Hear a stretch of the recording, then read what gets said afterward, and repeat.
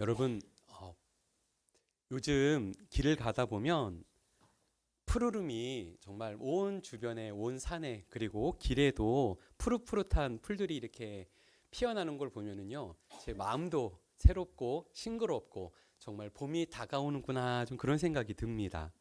요즘에 제가 이렇게 나무나 꽃 같은 걸 이렇게 심는 좀 맛이 좀 생겼습니다. 그래서 뭘 이렇게 심고 싶고요. 막 새롭게 뭔가를 하고 싶어요.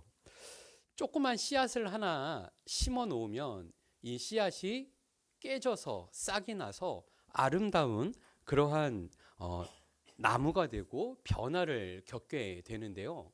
이것이 그렇게 쉬운 일은 아닌 것 같습니다. 하나의 씨앗이 깨어져서 그 안에서 뿌리가 내리고 그리고 가지가 뻗는 이 변화가 새로운 변화, 아름다운 변화이기도 하지만은요, 이러한 변화가 그렇게 쉽게 찾아오는 것은 아닌 것 같아요. 건강한 아이들이 있습니다. 잘 자라고 있는 아이들이 어느 날 갑자기 막 몸살을 앓으면서 막 아프다고 호소할 때가 있습니다. 왜 그러냐고 그러면은 갑자기 아파요, 아파요 하는데 어디가 아파? 그러면 마디마디 아프다는 거예요. 무릎도 아프고 관절도 아프고 어디도 아프고 겉으로 볼 때는 아무렇지도 않고 건강해 보이는데 요즘 들어서 쑥쑥 잘 크는데 왜 이렇게 아프다 그러지? 왜 그럴까요? 예, 그럴 때가 있더라고요. 아이들이 성장할 때 성장통이라는 것을 앓게 됩니다. 여러분 이 사진을 보시면은 이 왼쪽에 있는 사진이요. 뼈가 이렇게 약간 벌어져 있죠. 이게 한창 때 15, 6세 때 성장하는 아이들의 뼈랍니다. 근데 그게 19세, 20세가 되면요. 저렇게 뼈가 다친다고 해요. 그리고 성장이 이제 어느 정도 멈추어 가게 된다고 하죠. 이렇게 성장할 때 우리 몸은 많은 변화를 겪고요. 그리고 그 안에서 또 통증과 아픔을 경험하기도 합니다. 우리의 신앙도 비슷한 것 같습니다. 하나님께서 우리와 함께 하시고 우리에게 생명의 은혜를 베풀어 주시고 우리를 새롭게 하실 때, 우리를 바꿔주시고 변화시켜 주실 때에도 우리 안에서 이와 같은 크고 작은 성장통이 찾아온다라는 거죠. 참 우리 몸은 신비한 것 같습니다. 여러분 아이들 한창 자랄 때 막 갑자기 와가지고 막 이렇게 이를 흔들죠. 그러면 이가 멀쩡했던 이가 갑자기 막 흔들려요. 그러면 애가 이렇게 혀로 막 밀어서 막 보여주고 합니다. 그러다가 일로 와봐 뽑아줄게 그러면 막 도망 다니죠. 그다음 어느 날 들고 옵니다. 빠진 이를 보여주면서 그러면 이제 앞니가 이렇게 뻥 빠져 있죠. 사람이 20개의 이 유치가 있다고 해요. 그리고 이 20개의 이를 다 빼고 영구치 28개의 영구치를 아이들이 갖게 된다고 합니다. 우리가 이와 같이 이를 빼야 할 때 이를 빼야 건강해지는 거예요. 그 이를 빼지 않으면 어떻게 됩니까? 제가 어렸을 때 친구들을 보면 그 이를 빼야 할 때 이를 빼지 않으면 이가 이렇게 덧나요. 그래서 안에 있는 이가 이렇게 밀고 나오면서 기존에 있었던 이를 이렇게 밀고 이가 막 벌어지고 이가 삐뚤삐뚤해지고 이런 이의 변화들을 많이 보았다라는 거죠. 우리에게 찾아오는 이러한 신앙의 성장통, 이 변화들이 찾아오고 있는데요. 그럴 때 우리가 이 일을 지혜롭게 또 풍성한 은혜를 얻는 이 여정으로 우리가 잘 따라갈 수 있어야 할 줄 믿습니다. 이것을 그냥 나는 괜찮아 아무렇지도 않아 하고 혼자서 끙끙 앓다 보면은 성장해야 할 때 성장하지 못하고 삐뚤어질 수 있어요. 난 삐뚤어질 거야. 삐뚤어지지 마십시오. 삐뚤어질 것이 아니라 주님의 은혜 안에서 우리가 건강하게 성장하고 자라야 한다는 거죠. 오늘 우리가 함께 보신 성경 본문에는요 아주 유명한 인물입니다. 누군지 아십니까? 바로 사도 바울이 예수님을 이 다메섹 도상에서 그 부활하신 예수님을 만나는 아주 유명한 장면입니다. 예수님의 유명한 장면을 들라고 한다면 예수님께서 십자가에 달리신 그 고난 받으시는 그 장면이 굉장히 유명할 거예요. 근데요, 바울 사도에게 있어서 굉장히 유명한 장면을 들라고 한다면 바로 이 장면입니다. 바울이 사울이었을 때 그가 예수님을 믿는 사람들을 붙잡아다가 막 고문하고 괴롭히고 심지어는 그 예수님을 믿는 사람들을 죽이기까지 했습니다. 왜 이런 일이 벌어졌냐면 예수님께서 이제 로마의 법에 의해서 십자가에 달려 죽음을 당하시잖아요. 로마법이 그리스도를 믿는 예수 그리스도를 십자가에 달았기 때문에 그 예수님을 믿는 사람들, 예수고를 믿고 예수교를 따르는 사람들까지도 다 이제는 로마법에 처벌을 받게 되는 거예요. 그래서 예수 그리스도를 믿는다고 하는 자들을 이제 유대 종교 지도자들이 그러한 군사들을 보내서 그 예수님을 믿는 사람들, 예수교를 믿는 사람들을 붙잡아다가 신문하고 괴롭히고 있었습니다. 근데 그 일에 가장 앞장서서 권세를 받아서 그 믿는 사람들을 붙잡아다가 괴롭히고 있던 사람이 누구였냐면 바로 사울이었다는 것이에요. 사울이 그 유명한 그 악한 일이에요. 스데반 집사를 쳐서 죽이는데 앞장섭니다. 그가 증인이 되었고요. 스데반 집사가 돌에 맞아서 순교하게 되죠. 그렇게 해놓고도 그가 마음을 돌이키지 않고 기세 등등해서 이제 다메섹으로 가는 길에 예수님을 믿는 사람들을 잡아다가 죽이려고 하고 있는 것이었어요. 그때 그가 길을 가다가 부활하신 예수님의 영광의 음성을 듣게 됩니다.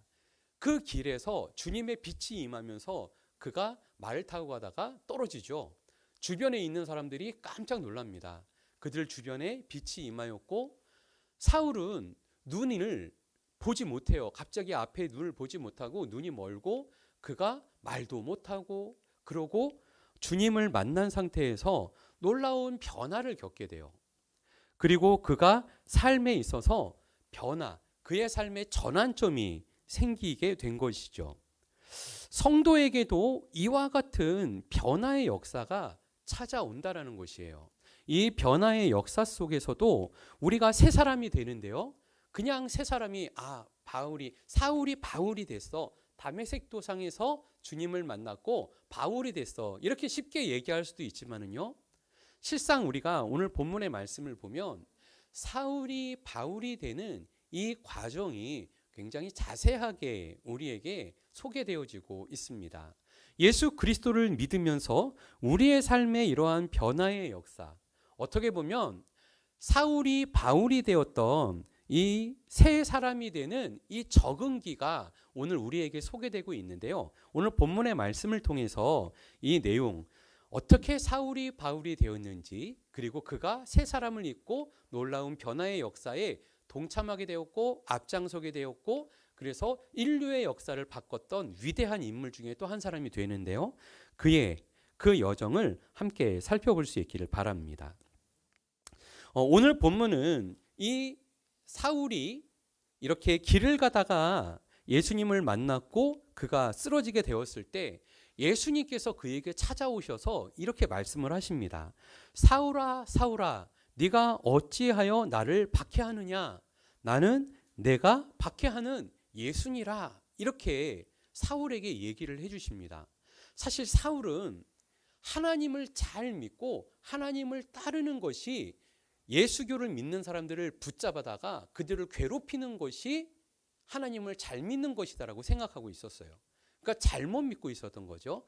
잘못 생각하고 있었던 거고 잘못된 열심을 내고 있었습니다. 그는 최선을 다하고 있었고 성실한 삶을 살고 있었어요. 우리에게 맡겨진 우리의 삶을 성실하게 최선을 다해서 노력을 해서 살 수 있습니다. 근데 그것보다 중요한 것이 무엇이냐면요. 우리의 방향이 어떤 방향으로 가고 있는가도 중간중간 한번 살펴볼 필요가 있어요. 사울이 자신의 삶의 방향을 어떻게 하고 있어요? 예수님을 붙잡고 예수님을 핍박하는 방향을 향해서 그의 삶이 달려가고 있었다는 것이죠. 그때 예수님께서 그를 찾아왔고 그를 만나 주셨을 때 그의 삶은 뿌리채 변화되어지는 역사를 겪게 됩니다. 이와 같은 변화의 역사, 그리고 그가 주님을 만났을 때 그에게는 편안하게 예수님을 만나서 예수님을 따라가는 것이 아니었어요. 또 한편에서는 그에게 이와 같은 고통스러운 모습들이 나타나고 있었던 것이죠. 그에게는 어떠한 고통이 있었을까요? 그는요, 앞을 보지 못하고 눈이 멉니다. 그리고 사흘 동안이나 아무것도 먹지를 못해요. 음식도 물도 마시지 못하였다고 오늘 성경은 기록을 하고 있습니다.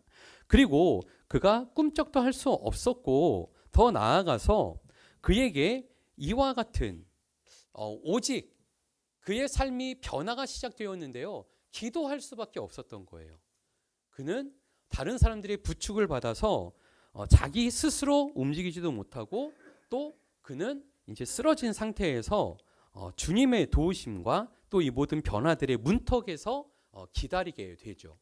어떻게 보면 그의 인생이 멈춘 것 같고요, 고통 속에 있는 것 같습니다. 그러나 이러한 두려운 상황 속에서 믿음의 성도들은요, 걱정하지 않아도 돼요. 왜냐하면 주님이 함께 하시는 과정이기 때문입니다. 주님께서 우리에게 성장통으로, 우리에게 변화의 문턱으로 우리를 붙잡아 주시고 우리를 인도하고 계시기 때문이에요.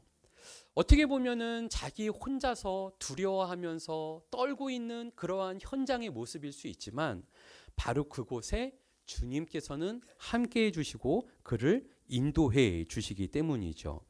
이제 사울에게 어떠한 변화들이 구체적으로 나타났는지 말씀을 통해서 좀 더 살펴보도록 하겠습니다. 먼저 10절로 12절 말씀을 보면은요, 이때 사울의 상태가 어땠다고요? 혼자였어요. 그리고 답답합니다.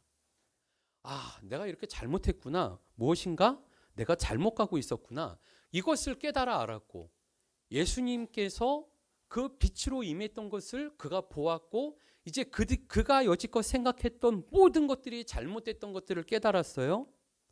그가 할 수 있는 것이 근데 아무것도 없습니다. 여러분이라면요, 내가 잘못했네, 내가 실수했네, 어떡하지? 그럴 때 우리는 어떻게 하죠? 잘못을 인정하고 회개하고, 그리고 우리의 삶이 다시 주님 앞으로 나아갈 수 있도록 우리가 회개하게 됩니다. 그런데 지금 사울의 입장에서 보면은요, 이게 단순히 회개로 해결될 문제가 아닌 것처럼 보여요. 어떻게 하지를 못하는 거죠. 그가 기도는 합니다. 기도는 하고 있는데 어때요? 길이 보이지 않아요. 그러니까 이 기도하는 동안에 사울이 어땠겠어요?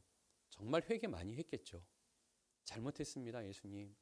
제가 예수님을 믿는 사람들을 그렇게 붙잡아다가 그렇게 괴롭히고 핍박하고, 당신의 종이었던 그 스데반도 제가 그 옷을 맡아가지고 돌 맞아 죽게 했어요. 저 같은 나쁜 놈이 어디 있어요? 얼마나 가슴을 쳤겠습니까?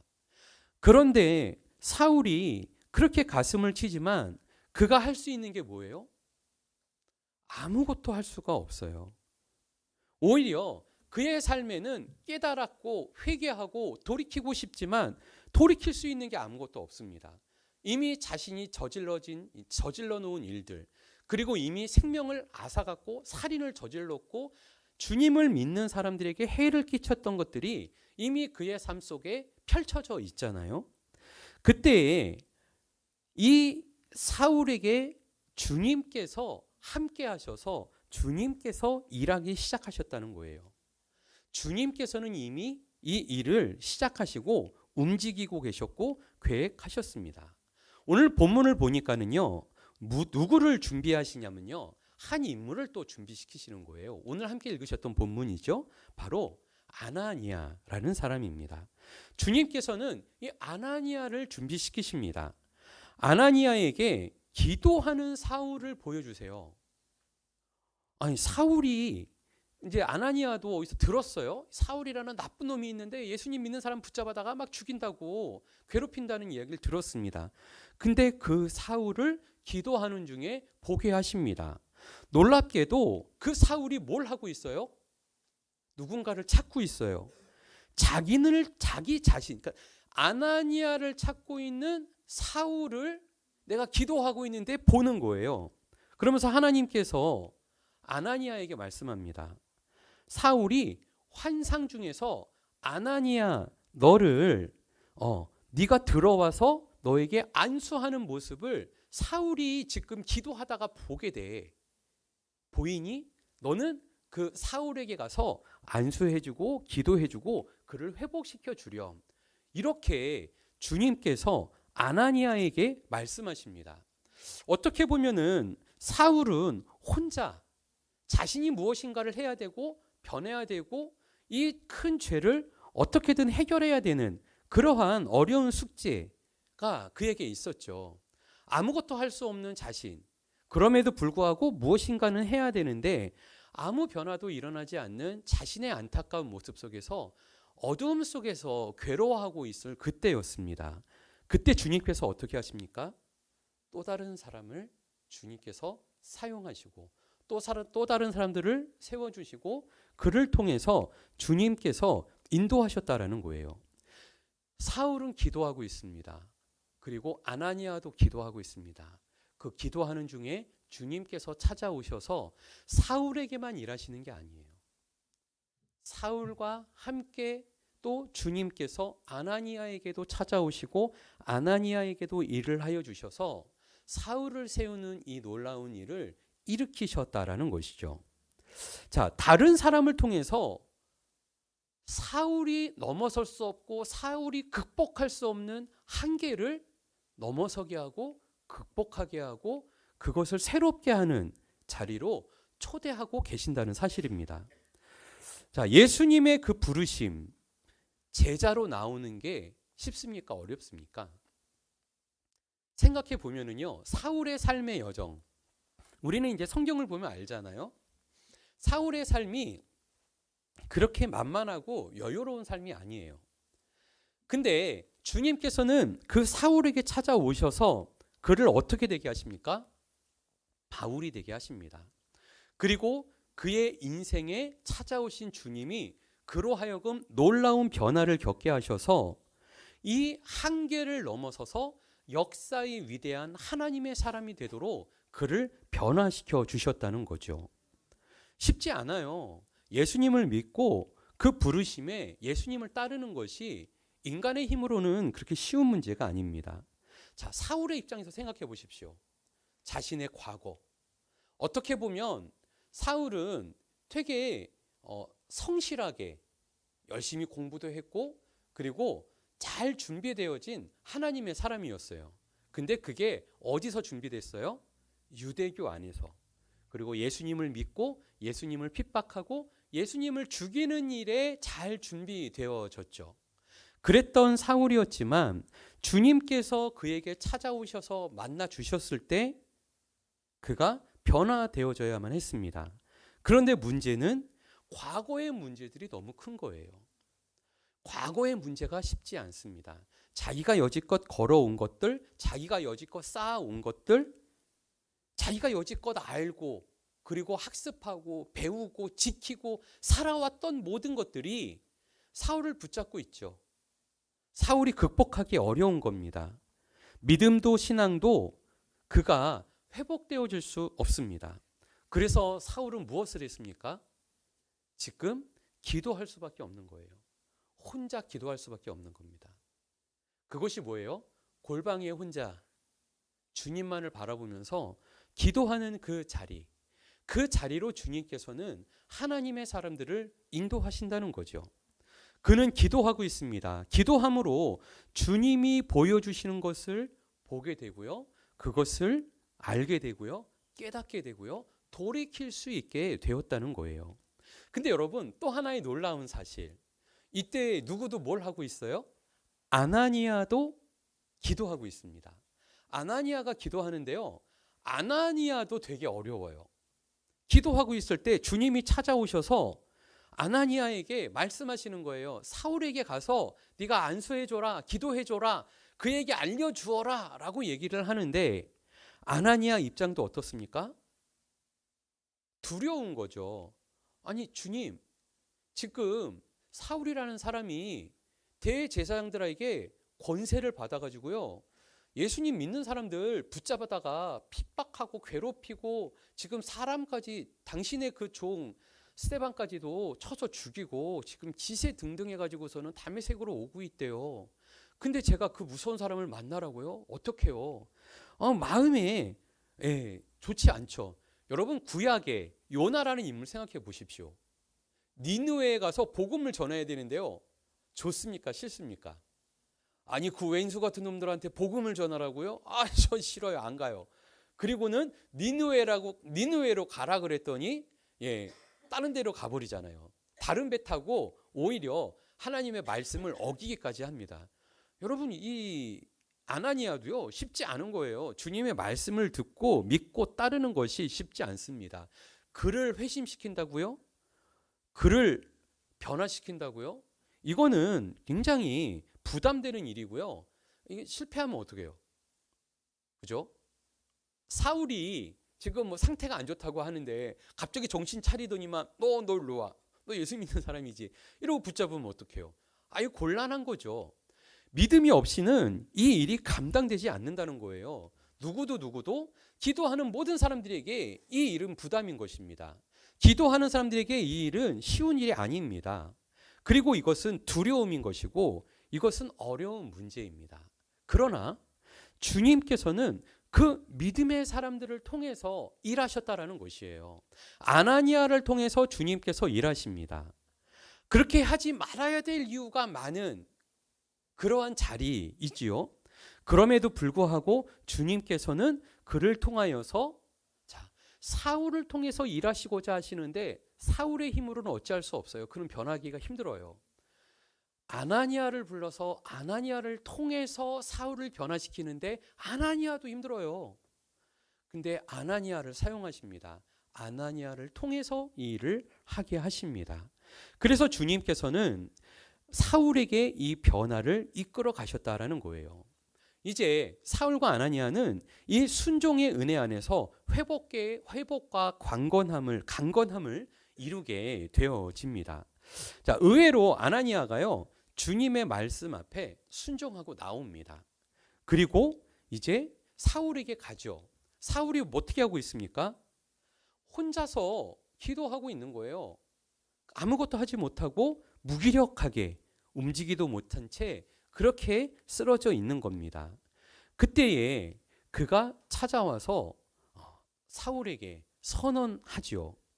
내가 오는 길에 만났던 그 예수께서 나를 보내셔서 너로 하여금 다시 보게 하시고 또 성령으로 충만하게 해 주신다라고 아나니아가 사울에게 이야기합니다. 그리고 그에게 기도해 주죠. 그의 힘으로 은혜를 받았어요.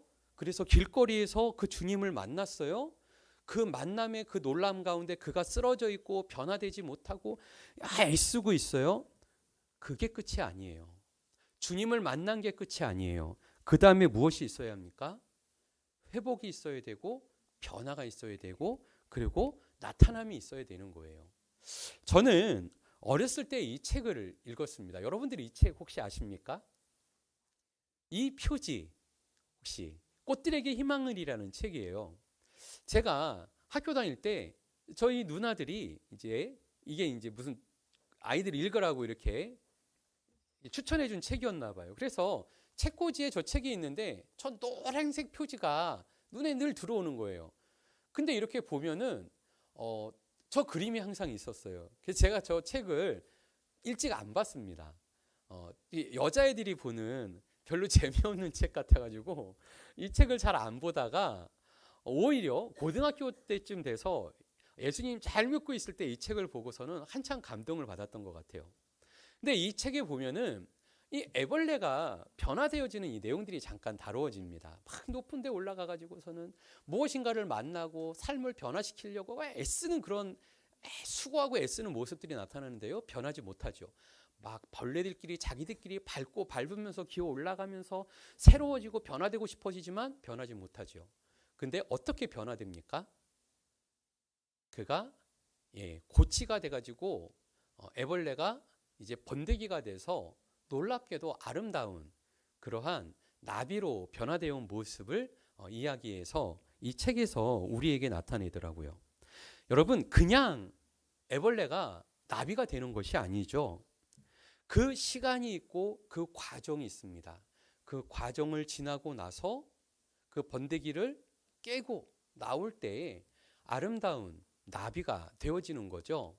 아름다운 씨앗도 씨앗은 그렇게 아름답지 않아요. 근데 그 씨앗이 깨어지고 그 안에서 뿌리가 나고 가지가 뻗어야 그 변화가 있어야 아름다운 가지에 그리고 향기로운 꽃이 피고 아름다운 열매를 맺게 되는 것입니다. 주님께서는 사울에게 찾아오셨고 아나니아를 통해서 기도하게 하셨습니다. 그리고 그에게 선포하게 하셨고요. 그의 삶에 놀라운 변화가 찾아옵니다. 어떻게 됩니까? 사울의 눈에서요, 비늘 같은 것이 떨어집니다. 보지 못했던 그가 이제 눈에서 비닐이 떨어져서 어떻게 보면은 그걸로 인해서 또 보지를 못해요. 근데 이전까지 보지 못했던 사울이 이제는 눈이 떠져서 볼 수 없었던 것들을 보게 됩니다. 그리고 그가 일어날 힘을 얻게 됩니다. 세례를 받습니다.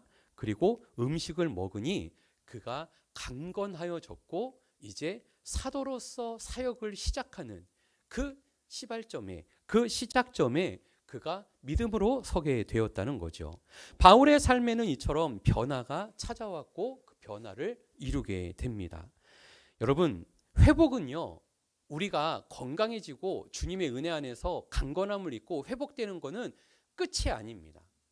주님이 우리와 함께해서 우리를 만나주시고 우리를 회복시키시는 것은 우리에게 새로운 시작을 의미합니다. 그 시작은 당신 혼자서 시작하는 것이 아니에요. 그 시작은 주님이 함께 하심으로 시작하는 것입니다. 주님이 두세 사람을 통해서 하나님의 거룩한 몸된 교회의 영광을 드러내도록 주님께서 일하신다는 거예요. 성령으로 하나 되어져서 두세 사람이 함께 합력하여 선을 이루어 가도록, 내가 잘나서 내가 힘이 있어서 내가 능력이 있어서 이것을 하는 것이 아니라 주님의 일하심은 어떻게 일하세요? 그리스도의 몸된 교회를 통해서 함께 이루어 가도록 주님께서 인도해 주신다는 사실입니다. 이제 말씀을 맺겠습니다. 예수님은 기도하는 당신을 포기하지 아니하십니다. 또 다른 믿음의 사람, 또 신실한 사람들을 통해서 주님께서 함께 일하시고 인도하세요. 그래서 무엇을 이루세요? 회복을 이루어 가게 하신다는 거예요. 주님께서 우리를 회복시키실 때 그 회복의 자리는요, 이제 주님이 나와 함께 하시고 내가 주님과 연합을 이루고 주님과 한 몸을 이루고 동행함을 이루어서 놀라운 하나님의 새 사람이 되는 겁니다. 우리가 새 사람이 돼요. 주님의 영이 우리와 함께하서 우리가 새로운 사람으로, 새 사람으로 거듭나고 하나님의 놀라운 일들을 이루게 되는 줄을 믿습니다. 다시 걷고요, 다시 강건함을 이루고요, 하나님의 놀라운 일들을 이루는 하나님의 사람으로 세워지는 줄을 믿습니다. 하나님은 우리에게 잠시 멈추게 하실 수도 있어요. 성장통이 우리에게 찾아올 수도 있습니다. 우리가 아무것도 할 수 없는 그러한 어려움을 겪을 수도 있습니다. 다시 시작하는 자리에 설 수도 있습니다. 그러나 그것은 나 혼자 서 있는 것이 아니에요. 주님이 함께 하여 주셔서 나로 하여금 한 알의 씨앗이 되게 하시고 생명의 씨가 되게 하시고 주님께서 그 씨앗이 땅에 떨어져서 놀라운 변화를 겪게 하시는 겁니다. 주님께서 찾아오시고 주님께서 함께해 주실 때 이 복된 은혜가 우리의 삶 가운데 아름답게 펼쳐지는 줄을 믿습니다. 우리가 주님의 거룩한 도구로 하나님의 나라를 이루는 거룩한 성도의 삶이 다 되시기를 예수님의 이름으로 축원합니다. 기도하겠습니다. 사랑의 주님, 은혜를 감사합니다. 주님께서 우리를 불러주시고 초대하시고 함께 하시는 줄을 믿습니다. 주님께서 주님의 손에 붙들림 받는 하나님의 사람들로 다시 보게 하시고 강건함을 입을 수 있도록 인도하실 때에 주님의 놀라운 회복과 하나님의 그 영광에 동참하는 거룩한 성도의 삶이 다 되어지도록 은혜와 복으로 함께하여 주시옵소서. 예수님의 이름으로 기도드립니다. 아멘. 우리 함께 찬양 드리겠습니다.